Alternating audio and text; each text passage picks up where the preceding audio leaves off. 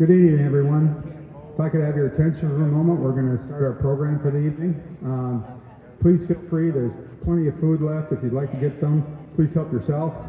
Hope you're enjoying your time so far. Just want to say thank you for being here. This is a pretty exciting night for us, and this is something that we've not been able to do for a few years, just like a lot of other things that we weren't able to do for a few years. And we're really glad to be back here after COVID and after getting things back in order and getting an opportunity to celebrate these wonderful individuals and their dogs here tonight. So I would like to take just a moment and introduce Colonel Daniel Deal, and he is here tonight. He is the commander of the 509th Bomb Wing at Whiteman Air Force Base. Please welcome Colonel Deal.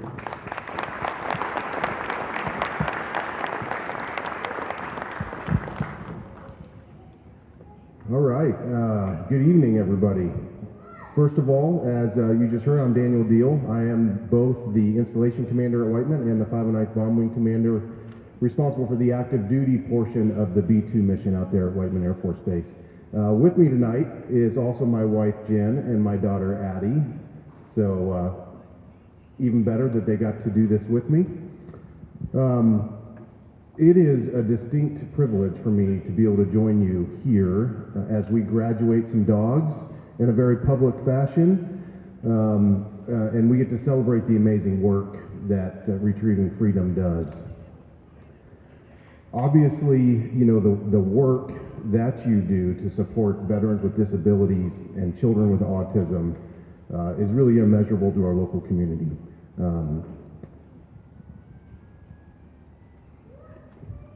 People is what it's all about.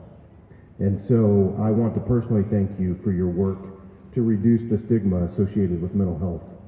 You know, the military right now is dealing with what I would argue our primary problem set is a lack of connectedness. And that tends to show itself in many different ways. Our mental health resources, and we have quite a few, the American taxpayer is very generous with what they are providing America's greatest treasure, our airmen. But at the end of the day, what we find out is that about 8 out of every 10 people, airmen, that seek mental health on base, 8 of them really just want somebody to let them know that somebody cares for them, that they do not need a clinical diagnosis. Our airmen at Whiteman are responsible for executing nuclear operations in global strike anytime, anywhere, and you can believe that the operations tempo associated with being ready to go right now.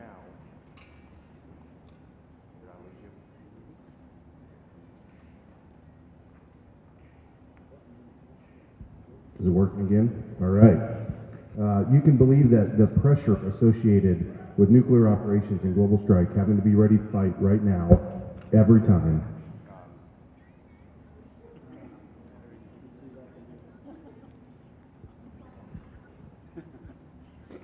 See what I got. We'll keep trying to work through this. So it's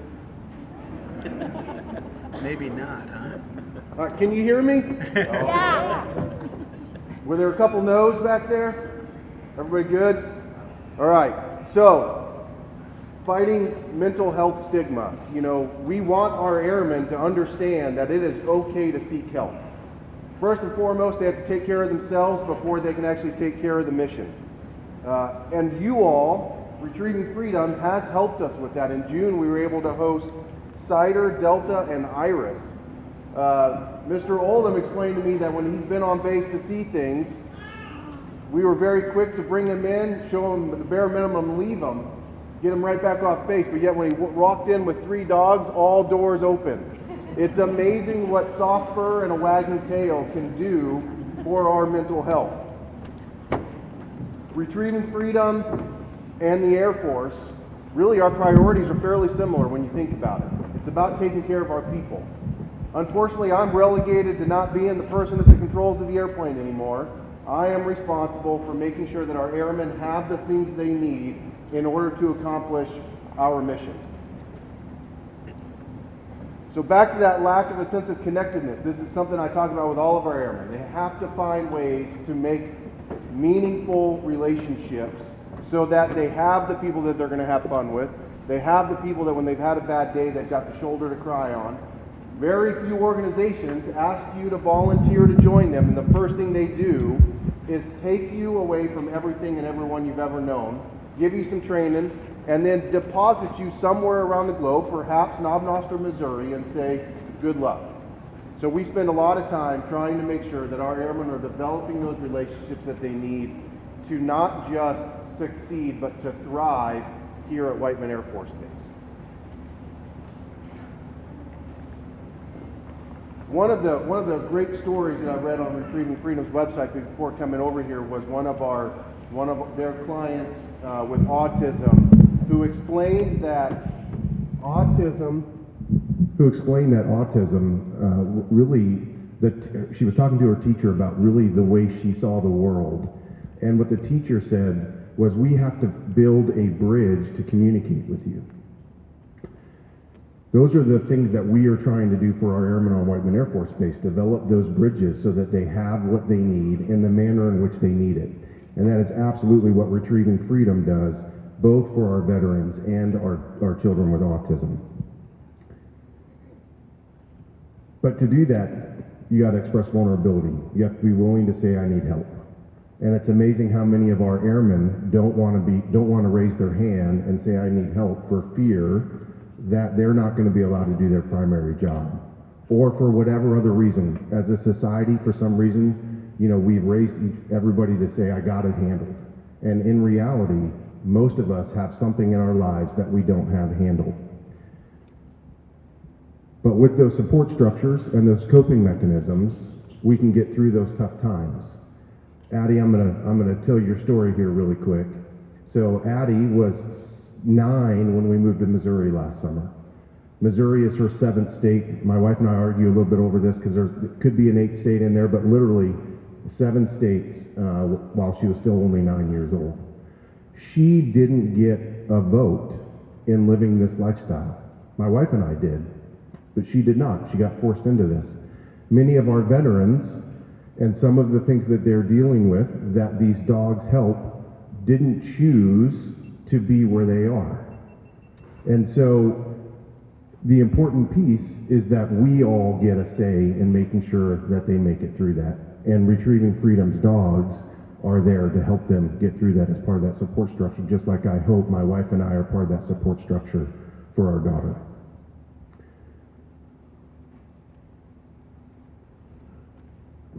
Chelsea's wanted me to tell this thing for a few times, my public affairs officer here. So I'll give a quick personal story instead of just using my daughter for that. I was 9 years old when I was taken away from my parents, and I was raised in foster care.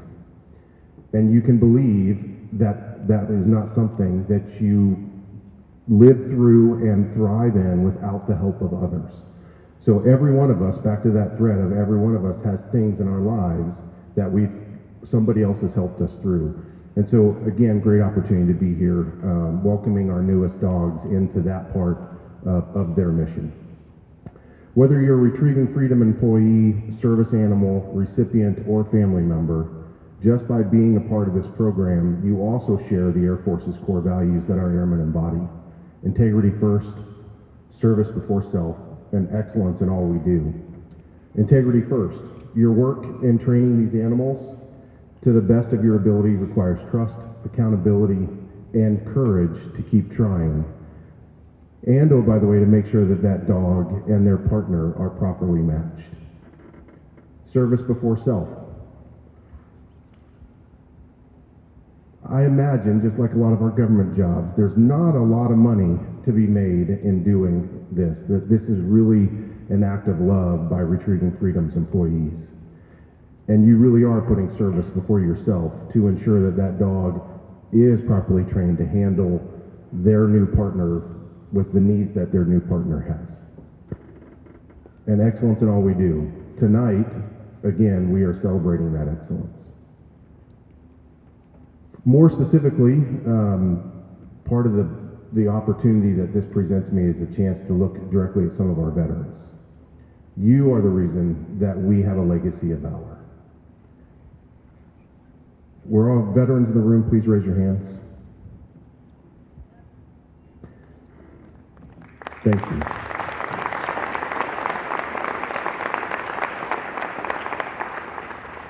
Thank you for your service to this nation.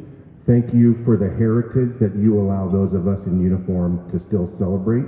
Thank you for your shoulders, because we stand on shoulders of giants. It is your service and your family's service, as you have gone through this together, that allows us to remain today the greatest military and the greatest Air Force the world has ever known. And oh, by the way, the trust associated with our nation and its soldiers, sailors, airmen, Marines, and guardians, this is another view of why that trust exists, because you are not just a service member when you're still in, you are still a service member afterwards. And we absolutely must continue to take care of you as you proceed through this next iteration in your life.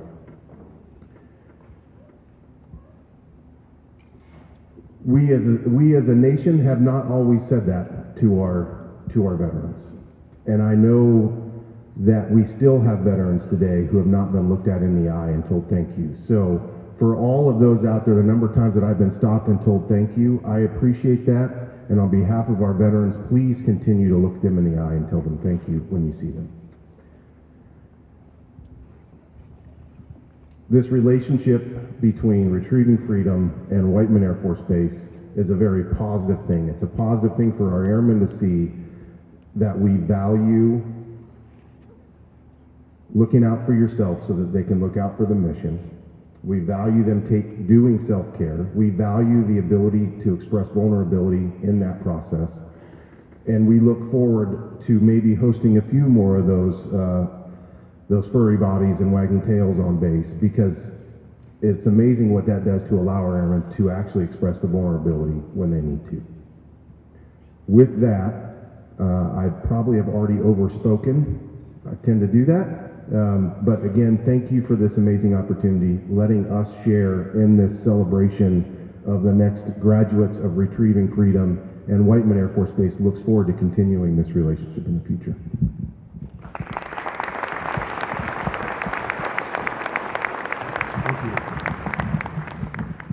Thank you, Colonel. I greatly appreciate that. I'm going to start by just reading a mission statement. And a lot of times when people read a mission statement, they're like, yeah, this is what they do and this is how it works. But I want you to listen to this just for a second. Changing lives through the training and placement of service dogs for veterans with disabilities and children with autism. I can tell you that that's what we live every day. There are days when it's amazing. There are days when you go home and you go, I get to work at the greatest place there is. And there are days when, you work with dogs, things happen, and, you end up taking dogs to the vet, or you have issues or whatever else. And there are always days that we stop at the end of the day and say, you know what? We did it. We helped change lives. We want to change lives for the better. That's what our goal is, and that's what we come to work every day. And the staff that we have here, if you get a chance to talk to any of them, it's about helping people like you so that we can make sure that at the end of the day that you can have a dog that's going to help you in every way that it can. And sometimes it might surprise you. We train dogs to do lots of different things. And there are a lot of times when you have a dog come in and the first time you see it with a client, it's different. And then when they end up being placed with the client, it's a little different. And then when you see them here today, and you get to see the bond that they've created and the things that the dogs do, it's just as exciting for us as it is for them. It really is. And it's neat to be able to watch what happens in that bond, in that process. And everyone is a little different, and it just gets better all the time. I'm sure that, I could have been an accountant or whatever. Yeah, I just can't imagine how it'd be any more fulfilling than what we do every day. So when we say we're changing lives through the training of service dogs, that's what we strive for every single day. I'd like to really say congratulations and thank you to all the graduates today. All that you have been through, all that you have worked for, and all the rest of you who are here were a part of that process. I've worked for other organizations in this industry, and we have a tendency in the industry to look at that final product, that piece that happens here tonight, and how the dog helps and goes through the process with their individual clients. But that's a small part of what happens before or after the all the rest that has come before. And so what ends up happening is we have several staff here. You'll get a chance to meet some of them tonight. Our kennel technicians who are feeding and caring for our dogs. We have several different types of fosters, people who help us, take care of our dogs and have them in their homes. Our breeder fosters, some of you are here tonight. Our foster puppy raisers. We have teacher fosters. We have weekend fosters, folks who will take dogs for us for a weekend. And what that does in the ability to relieve some of the stress in that dog of training and so forth to help them get through the process is amazing. And we talk about how those things impact everybody. Well, we have impact programs that work on things as well. We have 3 different prisons that we work with. We have colleges that we work with at Mizzou, Iowa State, and in Waverly, where I live, Wartburg College. And they help us too. So there's so many different types of people that are part of this. Our board members, our donors, all of you. And tonight we're celebrating this piece with our graduates and all of that, the work that went in, that they had to do to end up getting this dog. But when we say, well, yeah, this dog, or this dog has touched different people, right? It's not just that person. There are several people that got touched by that dog along the way, and they're here tonight too, and I'd like to say thank you to them as well. I was asked, I gave this analogy at our Iowa graduation. I was asked to do it again. I look at it a little differently. I look at what we do very similar to a parent teaching a child how to ride a bike, okay? For a long time, first you discuss it, right? This is what it's going to be, and you go through the process, and they've seen other kids who are riding their bikes, and then, okay, you hold that seat. Those of you who are parents here have probably gone through a lot of this, and you hold that seat, and you get going, and pretty soon you got the dog where they need to be, and they're able to stand up a little straighter, and that's great, and then they meet the client, and the client climbs on that bike, and we get going a little further, and pretty soon we get to that point where the trainers have done what they need to do, and the clients have put in hours and hours and hours of work, and we let go. And they pedal and they go on. Now, just like the kids, that's not where it ends, right? Your kids learn how to go no-handed and do wheelies and all the other cool things that they do with their bike, right? But you ought to watch what these dogs do for these clients after we place them. We're only that first part. They take them and do amazing things. And to watch these dogs and the ability that they have because of the work that the client puts in after the fact is really amazing to see. So that's a big part for me, and I like to watch that piece too. And so nights like tonight, when we have a lot of our graduates or a lot of our clients in one room, to me it's really cool to watch. I come from a training background, so for me, it's all about watching the dogs and their abilities and working with clients. So that's where I focus. Tonight you're going to hear from a couple of our clients and hear firsthand. I can stand up here and talk all day, and I can tell you what we do and how we do it and how important it is, but really you need to hear it from the clients who do this every single day and who live this. So I'd like to introduce to you Aaron and Ellie, if you would come up. Aaron's going to give a little bit of a presentation as to how things have changed for him.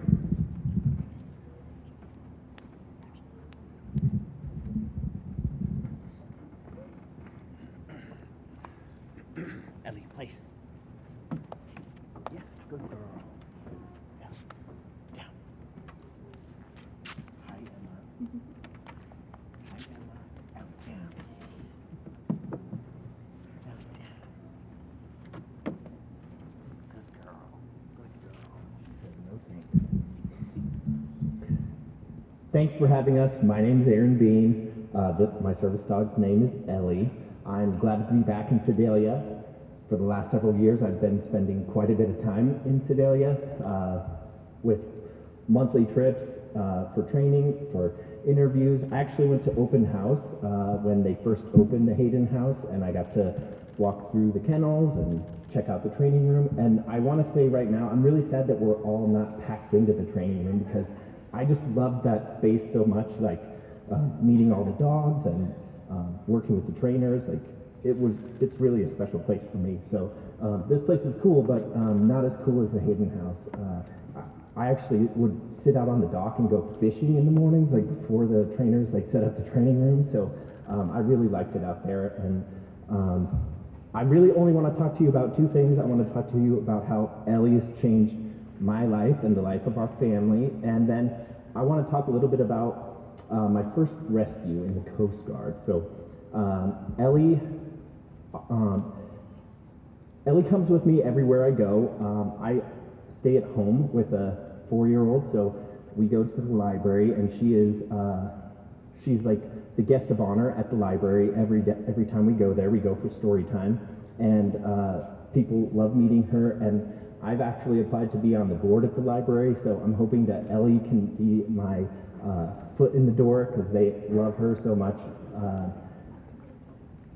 But one of the mobility tasks that Ellie was trained to do is a brace command, and I like to run long distances. And when we first started working the brace command, I had just finished a half marathon, so I needed help, standing up. And so it's really awesome that she's been trained to do that, and she'll know how to do that for the rest of her life. So it's useful for me in that regard, the brace command.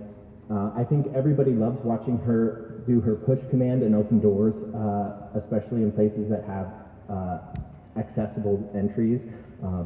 My family loves to watch her turn on and off light switches in our house, which is so cute to see her do. She always works so eagerly, and that's another way that she's impacted my life is I took her out and did some retrieve training with her in the field, because I'm going to take her on a duck hunt tomorrow. If you don't know, the North Zone hunting season opened today, so I'm going to take her out tomorrow and hopefully get her to retrieve some ducks for me. She's been working really hard at that, and the cool part about it is like it brought me a tremendous amount of joy just to see how eager she was to do that work. And I love it, standing at the edge of a lake watching her swim and bring back our toy. She also is trained in some grounding and deep pressure therapy tasks. They're the crash, pause, and visit. And those made an impact on my life right away, because I'm typically a kind of tense dude. And Ellie really, when she does those commands, helps me breathe a whole lot easier. And there's so much cool stuff about Ellie that I want to tell you more about. One of the things that Ellie's done that's changed my life is since I am working with her, I've been asked to partner with Retreving Freedom and do like an ambassador program, and that's something that I was specifically asking to do when I found out about Delta, one of the dogs that was trained and paired with a client that has autism, because the Delta Waterfowl Foundation hosts banquets all across Missouri, and I got to attend one with Ellie, and we actually raised a lot of money. I got to see how generous people are for the mission of Retrieving Freedom, and having Ellie with me helped. We also had a puppy with us too, which I think that helped out a lot. My boy Bradley's got a 1-year-old golden doodle that everybody loves, so Ellie has really sharpened up our puppy's obedience as well. Ellie is obviously like highly trained, and she does her tasks very well, and our puppy picked up on that, and he keeps up with her pretty well. So those are the things that Ellie has done to help change my life. And a lot of it is also like there's a lot going on in my life. I have to take medications, and I seek therapy, and I work with my family and my support system really closely, but Ellie has been an excellent addition to it. And one thing, before I even had Ellie, and you can ask my family, every night I pray for legions of angels, like from the Old Testament, to come to earth and like right all the wrongs that are going on in the world. Well, Ellie she doesn't meet that description of an angel. Like, she doesn't have that kind of wrath in her, but she meets the description of what most people would think like an angel would be like. She's real soft and gentle and sweet, and so she helps. While I was on active duty, this was almost 20 years ago, believe it or not, December 8th, 2004, I was a rescue swimmer on board an H-60 helicopter stationed out of Kodiak, Alaska. And we got called to the scene of a shipwreck in the Unimak Pass, which is where all the ships that leave America's west coast for destinations overseas, they all go through Unimak Pass. Well, this vessel had gone through and then shut down their motor to make some repairs, and they couldn't get it started again. So we arrived on scene with 2 H-60s to evacuate this crew. And they weren't eager to get off the ship, but we worked tirelessly to get them out of danger. So we rescued 9 of their survivors, 9 of their sailors from the deck of their ship and brought them to safety. And then relative safety, we actually delivered them to a ship that was underway out at sea, which if you look it up on YouTube, there's a video that says incredible helicopter piloting, and you can watch us like follow the deck of a Coast Guard ship underway, and we put people down in like a 30-foot sea state. Actually, at one point during the rescue, the captain of the Coast Guard ship called us on the radio and said, we are outside of our ship helicopter limits for hoisting on our deck. We need you to wave off. And our aircraft commander turned off the radio, told the pilot at the controls, keep doing what you're doing. And so we were able to get 9 guys out of danger relatively easily. And then we went back and picked up another 9, and we took them to Dutch Harbor, Alaska, which is a huge fishing port. They made it through customs and were safe, and we thought we were finished working. It had been 12 hours, so our mission timeline, we had been working the mission for more than 12 hours, so operations say we need to stop. We were over on our flight time. We had flown more than 6 hours during that day, and our aircraft needed maintenance, so like major maintenance. So they told us, so the book says we pack up, we put the aircraft in the hangar, and we go get rest, and we take care of things the next day. Well, operations called, and they literally said, we have ridiculous tasking for you, and they said, we want you to go back on scene. So we told them about all of our problems with our timelines and our aircraft, and look at Ellie. I don't know if she's heard this story before, but she doesn't seem very interested. But they told us to go back out. And we all agreed. The aircraft commander and everyone in the crew, we all agreed, and that's exactly what we did. We just jumped in our aircraft and went back out. We came to find out that one of our aircraft that was supposed to help finish the rescue, it returned to get another crew that had more time, and their aircraft began grinding up their gears, like all of them. Every chip indicator for every transmission and gearbox in the aircraft was collecting metal, and so when they landed it, maintenance was like, you're not going to take this plane. Whoever was there, they wanted to fly out and they wanted to get back on scene, but maintenance told them no. And they actually had to change an input module in the field, and the Coast Guard does a lot of field maintenance, but they'd never done that before. So we were down in an aircraft, and we got back on scene, and miraculously, the Coast Guard ship that was out at sea had launched a small aircraft, a French Eurocopter that was on scene, and we saw them fly right by us when we got on scene, and they called us on the radio and said, let us hoist 3 of those people, and then you guys can get the rest, and we'll get them to safety. And we said, no, we'll hover and get all of them, and you guys cover us. And they said, okay. Well, we get into position, and we try to rescue these guys. That's my little one, Weston, by the way. He's kind of a free spirit. He does what he wants. He bosses everybody around. I don't know if he's heard this story, but he knows, I think he knows what I did. I'm with you. Yeah, I love you too, Weston. So we get back on scene, there's 2 aircraft. We told them just to cover us, and we hovered and we picked up the remaining crew members. And it was really ugly what we did. No one would get in the rescue basket. We put it right in front of them, and no one would take a step towards it. So they put me down, and all day I've been asking to get into the action, and they said no, Bean, no, no, no, no. I got like 15 no's. They knew it was my first rescue, and they knew I wanted to get into the action, but they were not having it. Well, the aircraft commander looks back over his shoulder, and he says to me, he says, "Get their asses in the basket." And I said, "Yes, sir." And I went to get on like some rescue equipment. What do you want to say? That's so cute.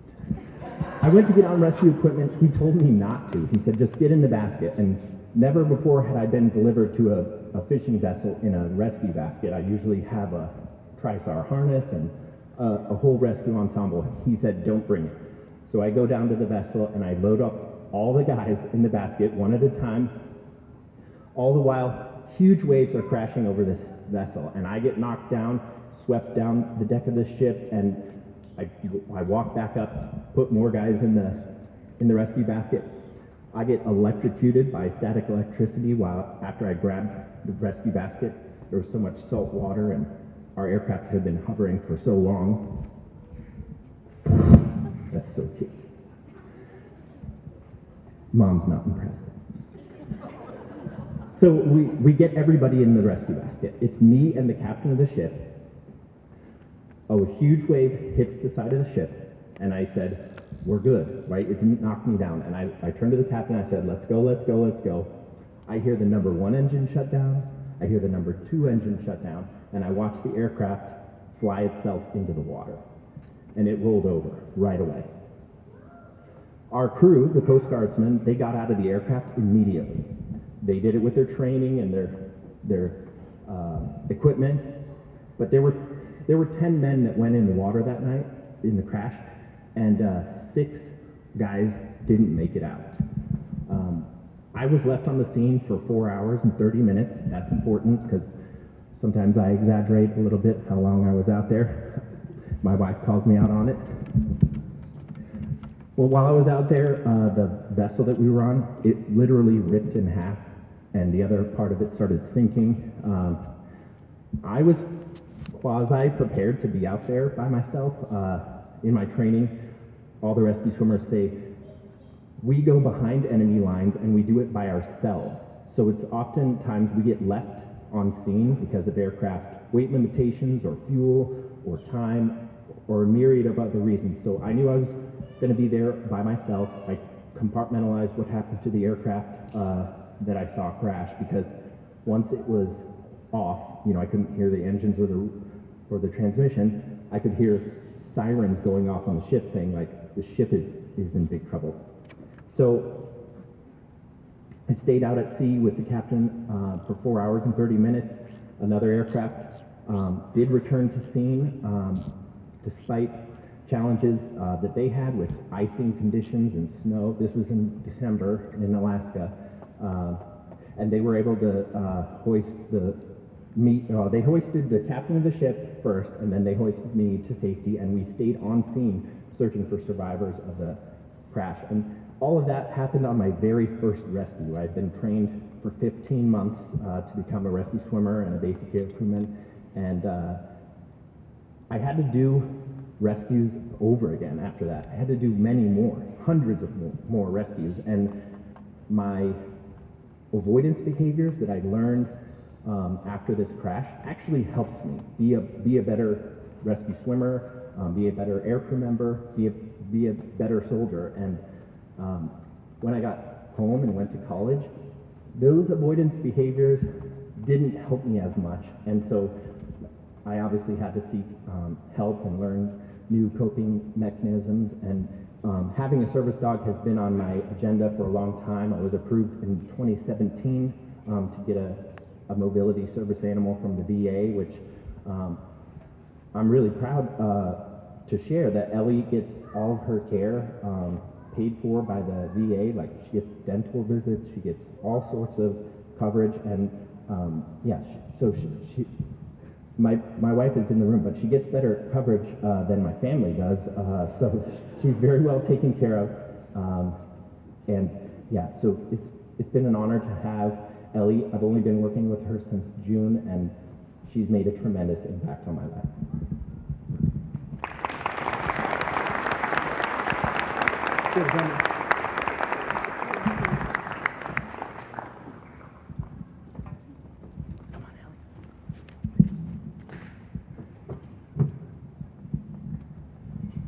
I told you I could stand up here and talk, and I'd never be able to match what the actual individuals do. It's just amazing, and to hear the stories and to see how the dogs react, it never gets old for me. I watch these people go home with their dogs, and we do placements, and I've been doing this for a long time, and I still get sand in my eye. Look at that! Oh my gosh! It's still every time it's emotional for me because I just think it's the neatest thing to watch. But I'd like to introduce two individuals to you tonight. Bailey and Emma are our trainers here at our Sedalia location, and they are going to be helping us with our diplomas this evening.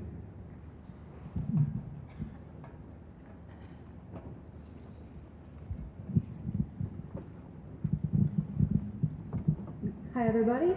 We're going to recognize our autism graduates first. So autism graduates, if you are receiving a diploma tonight, if you could please line up on the left side of the room. Sarah will kind of guide you where you need to be. Sarah's waving her arm over there. When we call your name, you're going to come across the front of the stage, receive your diploma from John, we'll take a picture, and then you guys can go back to your seats.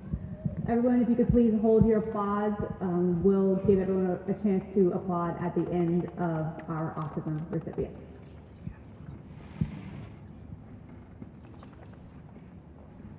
And when we are announcing our graduates, we will list every person that had an impact on this dog's life. If we list your name, please stand up so that the crowd can recognize you.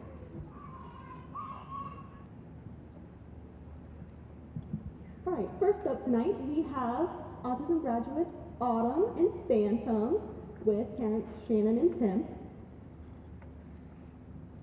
Phantom's foster was Kathy Sage, and Phantom was part of our Camp Southern Ground program along with our Iowa Teacher Foster Program and Wartburg College.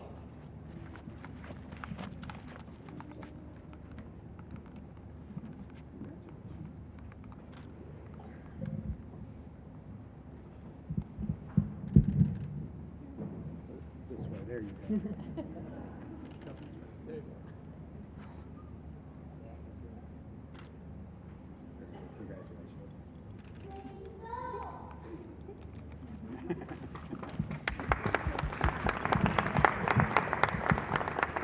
Not present tonight, but still getting recognized are Bryson and Pete with parents Misty and Blake. Pete's breeder was RFI breeding dog Faith. The Sanderman family, Carrybrook Labradors and Ridgeview Labradors. His foster was Kelly Smith. His impact programs were Iowa Teacher Foster with Mrs. Grau and Wartburg College, and his final training sponsor was Charles Dick. Again, not in attendance tonight is autism graduate Chandler and Bentley with grandparents Shannon and Wayne.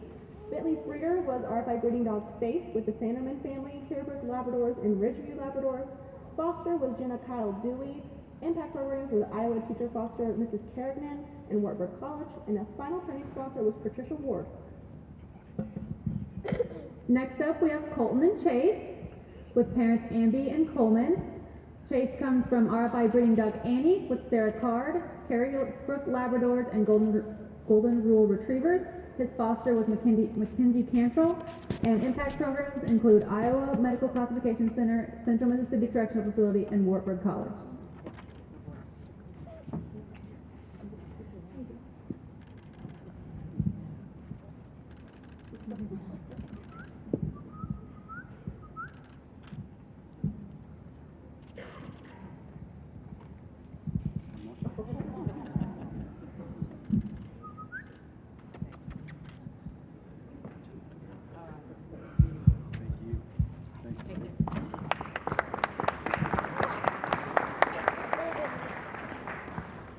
Next up, we have Cohen and Boo, along with parents Brandy and Barrett. Boo Boo is from our R5 breeding dog Winnie with Wanda and Dennis Epley, Carrybrook Labradors, and Ridgeview Labradors. Puppy sponsor was Juanita Reynard. Our foster was Iowa Medical Classification Center.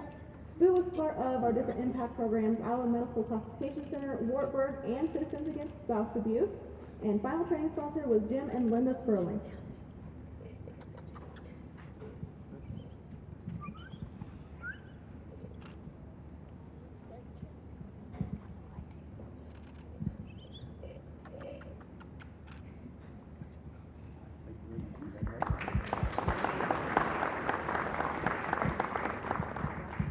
Not present tonight, we have Elliot and Rascal with parents Lori and Brian. Rascal's breeder was R5 breeding dog Rose with Yellow Rose Labradors and Texas Moonlight Labradors. His puppy sponsor was Andrew and Shirley Kahn. His foster was Kat Simchak, and impact programs are Nucor, Citizens Against Spouse Abuse, Missouri Teacher Foster with Mrs. Messina.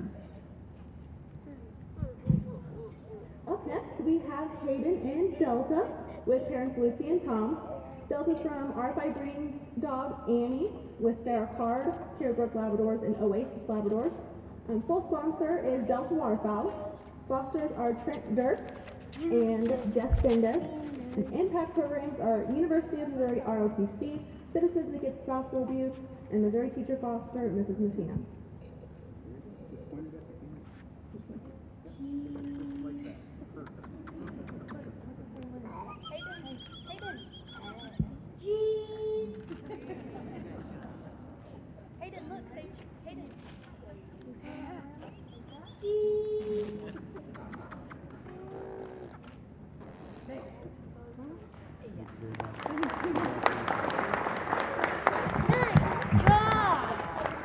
Not present tonight, we have Jack and Zoe with parents Missy and Justin. Zoe is from R5 breeding dog Addie in the Laborde family with Ridgeview Labradors, and her puppy sponsor was Zoetis.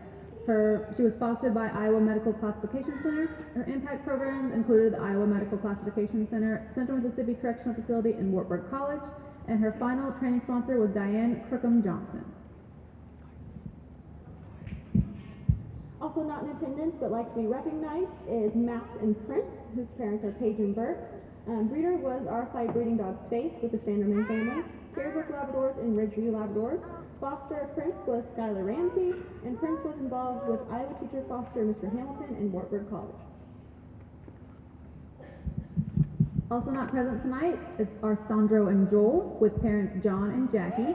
Joel's breeder was R5 breeding dog Annie with Sarah Card and Carrybrook Labradors and Golden Rule Retrievers. He was fostered by Sarah Shattuck, and his impact program, Wartburg College. Up next, we'd like to recognize Tad and Alex with parents Rob and Allison.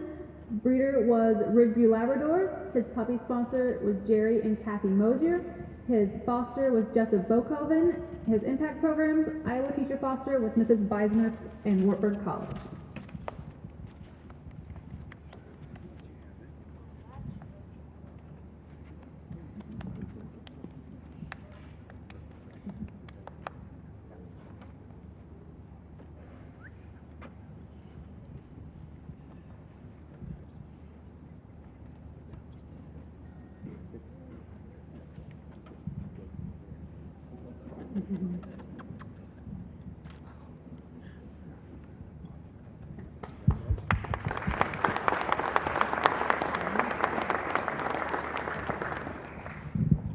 Also not in attendance is Tanner and Ivory, parents Allison and Chris. Ivory is from breeding dog Annie with Sarah Card, Carrybrook Labradors, and Golden Rule Retrievers. Ivory's puppy sponsor was Bobby Henline, foster was Tammy Weaver, and impact programs were Central Mississippi Correctional Facility, Wartburg College, and Iowa Teacher Foster Mr. Clipperton. Also not in attendance tonight would be Wyatt and Libby with parents Natalie and Sean. Breeder is R5 breeding dog Spirit with Carolyn Nash and Paws with a Cause. Puppy sponsor was At Work and foster Shannon Throne and family. And then impact programs, Camp Southern Ground, Citizens Against Spousal Abuse, and Missouri Teacher Foster Mrs. Newkirk. Not present, we have Zane and Maverick with parents Jamie and Jerry. Breeder was the Klein family. He was fostered by Keegan Volker. His impact programs were Iowa State University, Central Mississippi Correctional Facility, Iowa Teacher Foster with Mrs. Noonan, and Wartburg College. So that concludes our autism clients. We want to give everybody another round of applause.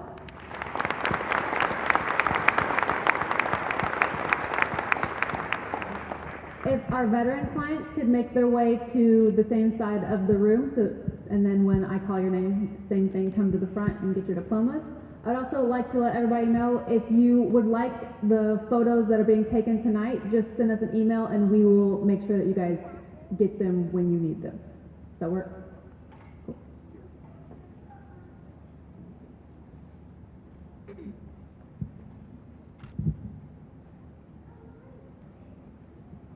All right, first with us tonight is U.S. Coast Guard veteran Aaron and Ellie. Breeder is Angie Browder with Golden Dreams Kennels, and foster includes Angie Browder and Robin Chris Hughes and family. Impact programs were the Central Mississippi Correctional Facility and Citizens Against Spouse Abuse, and the final training sponsor was First Christian Church.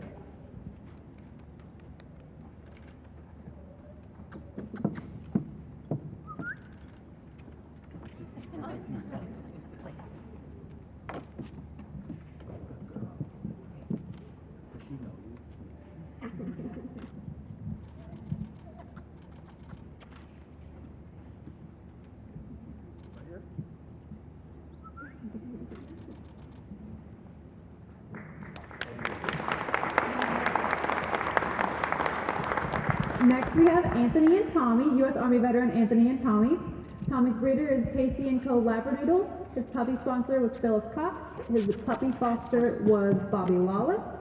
His impact programs included the University of Missouri ROTC program, Nucor, and the Iowa Medical Classification Center.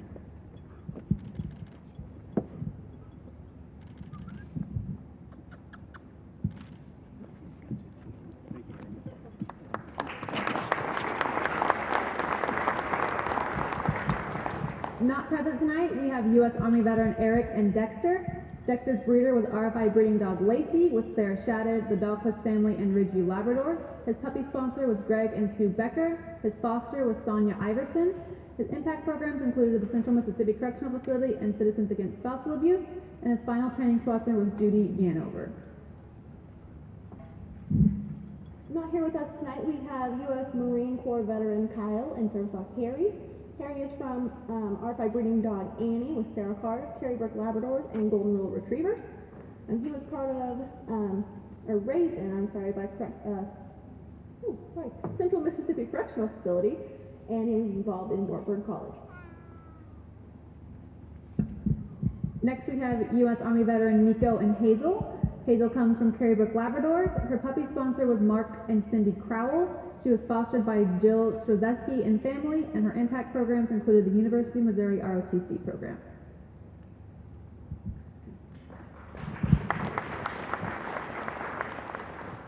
All right, next we have U.S. Air Force veteran Patrick and June. June is from RFI breeding dog Spirit with Carolyn Nash and Paws with a Cause. Foster was Randy Bell along with Ginger and Brian Dick. June was a part of the Central Mississippi Correctional Facility, Citizens Against Spouse Abuse, Nucor, and our Missouri teacher foster with Mrs. Martin and Mrs. Hager. Her final training sponsor was Hawthorne Bank and the Disabled Veterans National Foundation.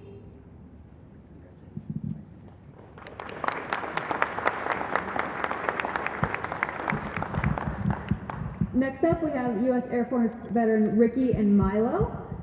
Milo comes from RFI breeding dog Winnie with Wanda Epley, Carrybrook Labradors, and the Dickendale Labradors. He was fostered by Addie Young. His impact programs include Nucor and Citizens Against Spousal Abuse, and his final training sponsor was Eric Wisher.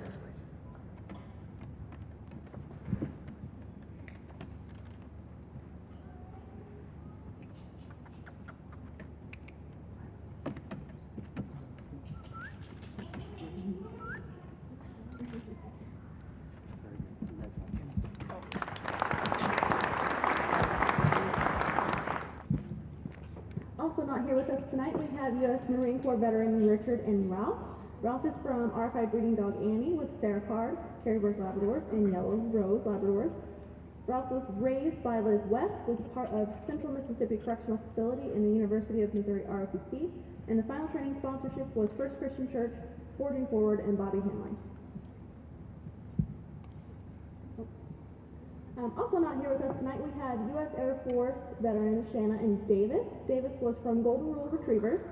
Foster was Peggy Wilhelms, and he was part of Wartburg College, Central Mississippi Correctional Facility, and Iowa teacher foster Mrs. Carrigan.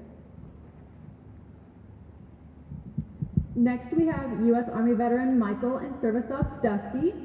Dusty is from RFI breeding dog Annie with Sarah Card, Carrybrook Labradors, and Yellow Rose Labradors. He was sponsored by Jim Wooldridge. He was fostered in the Iowa Medical Classification Center. His impact programs included the Iowa Medical Classification Center and Citizens Against Spouse Abuse. And his final training sponsor was the First Christian Church. I put my hand. That's quite all right. We expect that.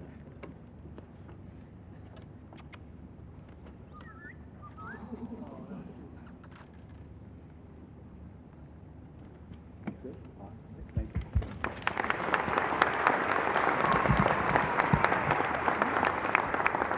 All right, that concludes the recognition of graduates. If everyone wants to give everybody another big round of applause.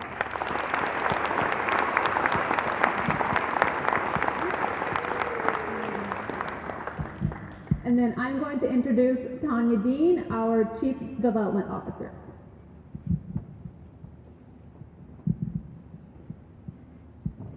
Thanks, Bailey. And Trent Dirks and Service Dog Tracer are joining me up here. Trent is our Resource Development Director. I think many of you have met him.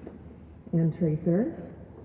We just simply wanted to come up and thank all of the volunteers, puppy raisers, breeders, fosters. You may have noticed younger dogs in the crowd tonight. They are currently in training to be placed with a future client.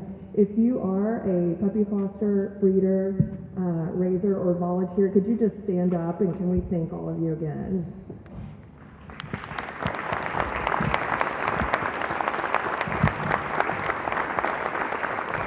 We really could not do this work without you.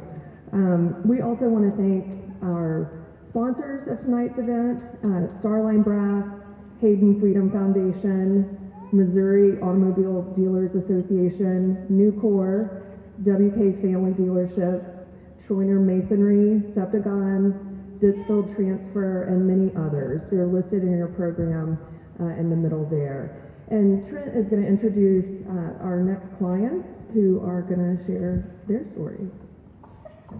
Good evening, everybody. I'm client and now Resource Development Director Trent Dirks. And to reiterate what Tanya said, just thank you, everybody that plays a role in the placement of these service dogs. Hearing from Aaron and the next clients and myself, we know what kind of difference it makes in our lives and our families' lives. Thank you so much. So with that, I got an opportunity to meet and hear our client testimony of our next clients, Amby, Colton, and Chase, and I'd like to bring them up and can't wait to hear have you hear what they have to say.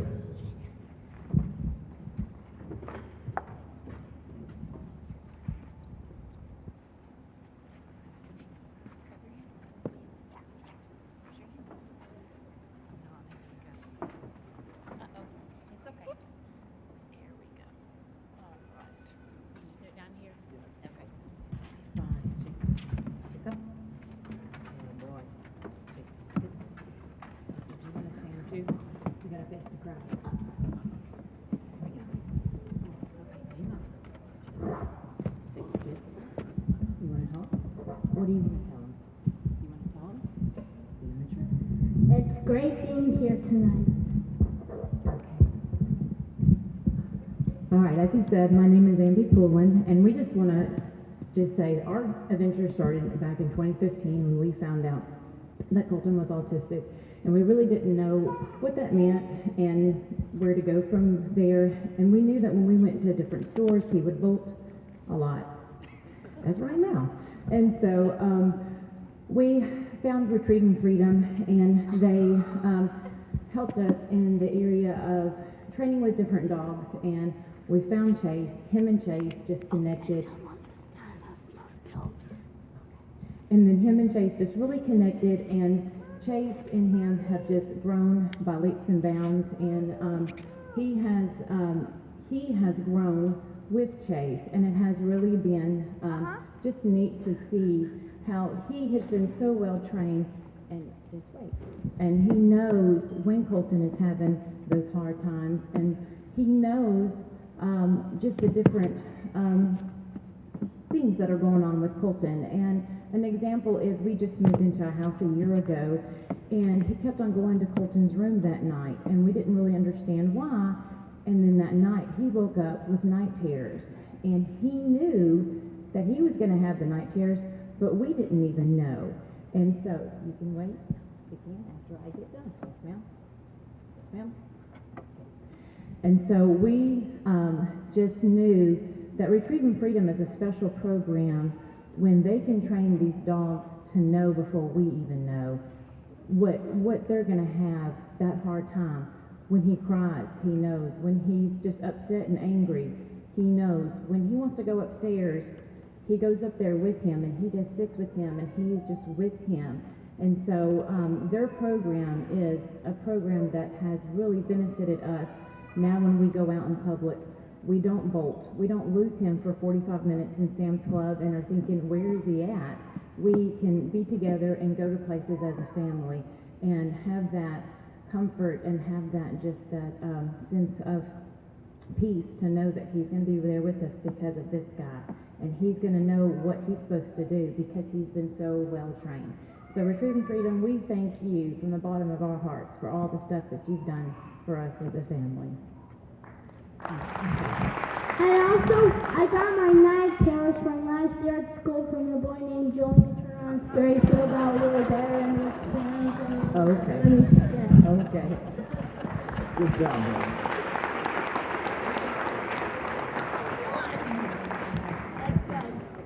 Thank you, Andy Colton Chase.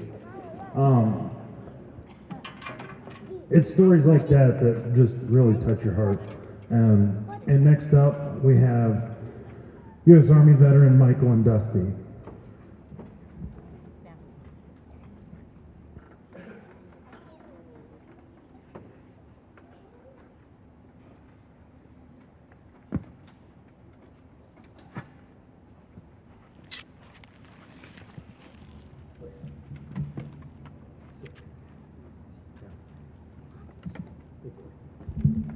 All right, it's great to be here tonight.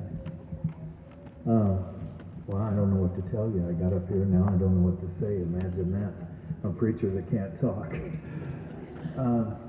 Tell you a little about myself. I was in the wrong place at the wrong time in the military, and I was hurt, and I've had 17 plus surgeries. I had 17 plus surgeries. I'm looking at my wife to see if that's right, because she always corrects me. And I wound up losing my leg. Spent a year and a half in a body cast with them trying to heal it, and it wouldn't heal. And it finally was gone, and I'll tell you the story of how I found out I was going to lose it. I'd had so many surgeries and had so many x-rays and MRIs and CAT scans that I could watch the screen and tell you what was going on in my body. And the doctor spoke to me, and this is after being a year and a half in a body cast, trying to get it to heal, and he said if there's ever infection in it, the chance of you losing it is very high. And during this period of time in my life, I was a youth minister, and I got extremely turned inward. You ever been there? Where it seems like the whole world's coming against you, and you're just like, what's going on? And I got the x-ray, and as it was coming up on the screen, I saw all the red in it, and I knew what that meant. And I got down from the table, and I got in my wheelchair, and I pushed myself out in the hallway, and as I stood there, I looked up the hall, and there was this young girl coming down the hall, and she was holding on to the rails and just doing all she could to get there. And she got up to me and she said, hi, and she told me her name, and I told her my name, and she said, what's going on? And I said, I just found out I'm going to lose my leg.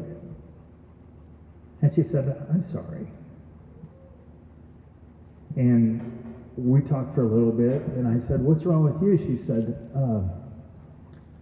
"I have lupus, and I'm going to die." And at that point in my life, I hit this, give me something to tell this girl. Give me something. And I had nothing. I was so into me and what was going on with me, I had nothing. And I cried out, "Come on, God, this ain't right. Help me." And I talked to her a little more, and she goes, I need to go now. I got to go back to my room. I'm really tired. And I said, okay. And I was in the midst of just, ugh. And as I got ready to turn, she put her hand on my shoulder and she said, "I want to thank you." And I said, "For what?" She goes, "I had been praying that God would send somebody to me for me to talk to, and he sent me you." So many times in our lives, we go through things that we think are completely just, they're whack, man. I didn't ask for this.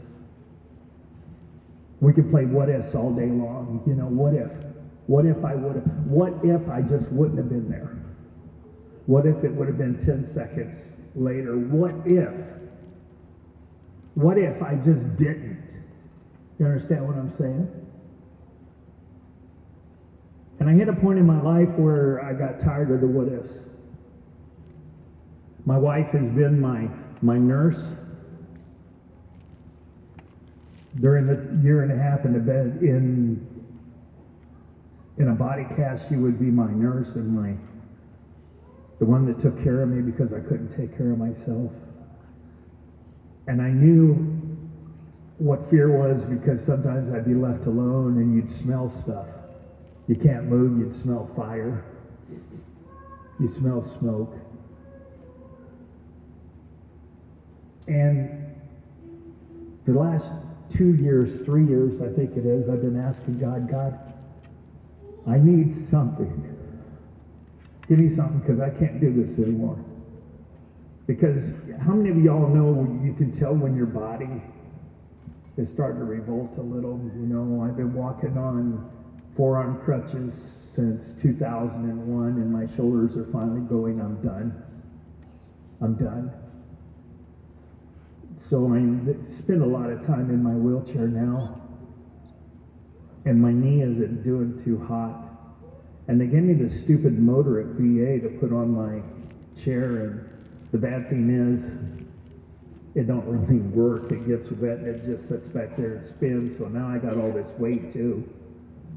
And I started thinking about a service dog, and I went in, and when they gave me the motor, the lady said, you know, you'd qualify for a service dog. And I went, okay, let me try. And they said, New York or Texas is where you got to go. And I thought, that's a long ways away, New York or Texas. They never even heard of Retreving Freedom. You know, and this is Columbia, Missouri. They never even heard of it.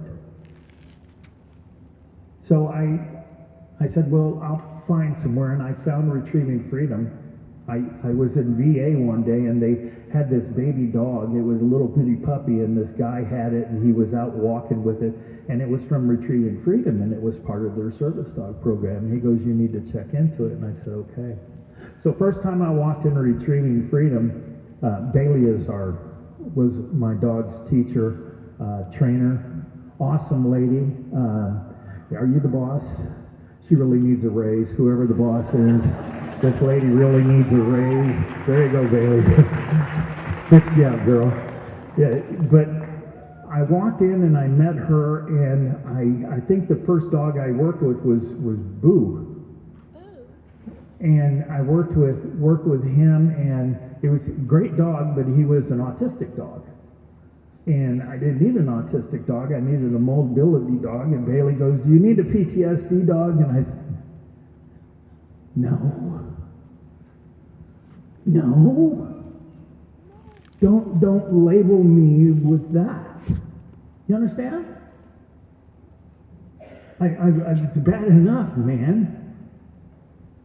Bailey goes, do you, and I go, no. And she started pushing buttons. Bailey's real good at pushing buttons. And she started pushing buttons, and I think that day I was with Dusty, and Dusty keyed. And that day I left her and I told my wife, I said, Dusty's going to be my dog. And she said, Michael, don't get your hope up. Don't get him up. You've had it up so many times and you've been hurt so many times. Don't get it up. And I said, you don't understand. I go, he's going to be my dog. So I went and I worked with a couple more dogs. I think I worked with Rex and I worked with Milo. But it always came back to Dusty. And I can honestly say that it ain't that bad. You understand what I'm saying? It ain't that bad anymore. I come in here tonight and I didn't know if I was going to be able to stay because I had a hard time breathing. My wife's here, and she's always there, but he's here. You understand what I'm saying? He's here. And it makes everything better. Amen? Guys, I don't know how to tell you this. Those of you that are associated with Retreving Freedom and those of you that are on the border and you don't know or not, I have not found an organization that cares more for people in my whole life. They care. The whole time I was having problems with VA, they were trying to help. Amen? Anybody ever had problems with VA? Come on now, brother, you know what I'm talking about. I used to have hair before this, you know. But seriously, I want to thank them from the bottom of my heart. And Bailey, you're awesome, girl. I mean it. And all the rest of you, you guys are so awesome. And I want to thank you for everything you've done for me and for giving me Dusty, for finding the match that belongs with me. Okay? I'm going to stop, because if not, I'm going to go for an hour.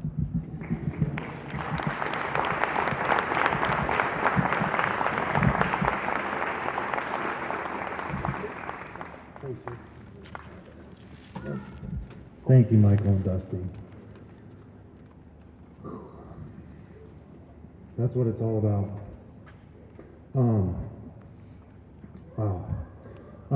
With that, we would like to introduce Mr. Bobby Hayden, one of our board of directors.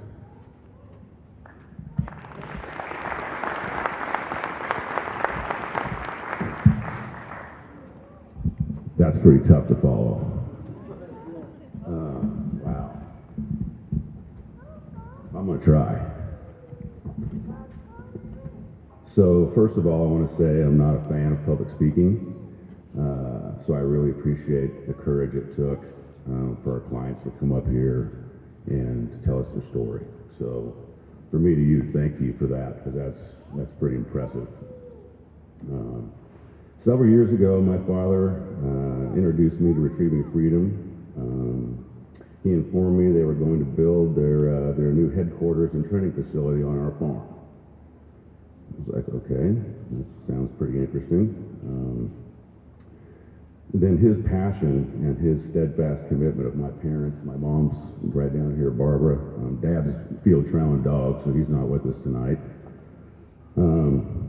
Just wow. I mean, I'd never seen him like that about anything. And so I was like, okay. And he inspired me to know more. And then I had a chance to meet Trent, wherever he went, and heard Trent's story. And that knocked me over.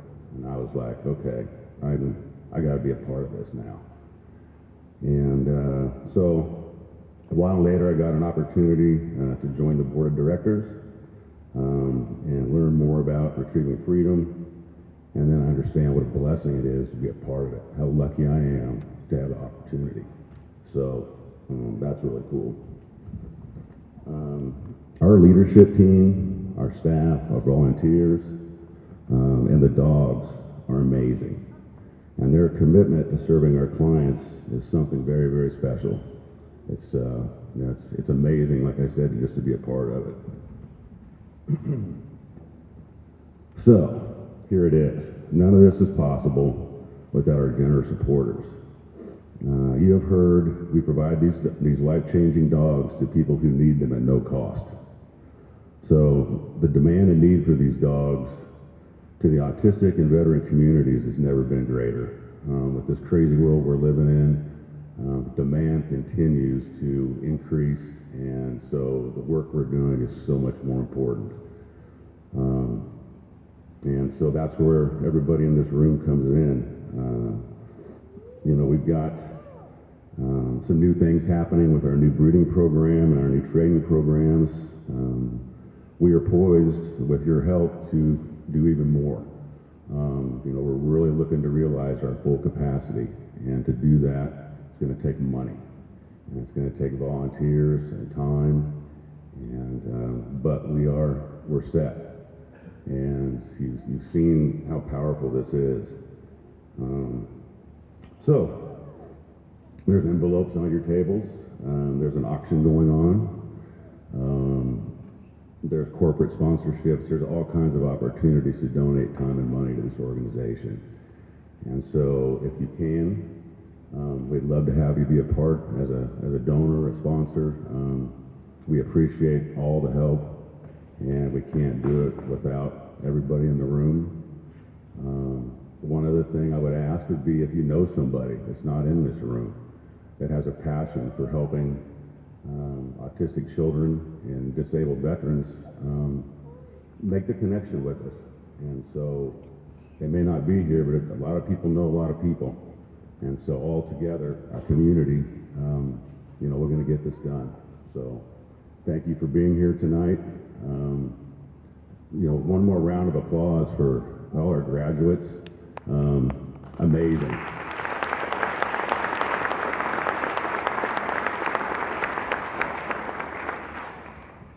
Okay, thank you very much. I'm done and I didn't lose it, so there you go. Have a great evening, everybody.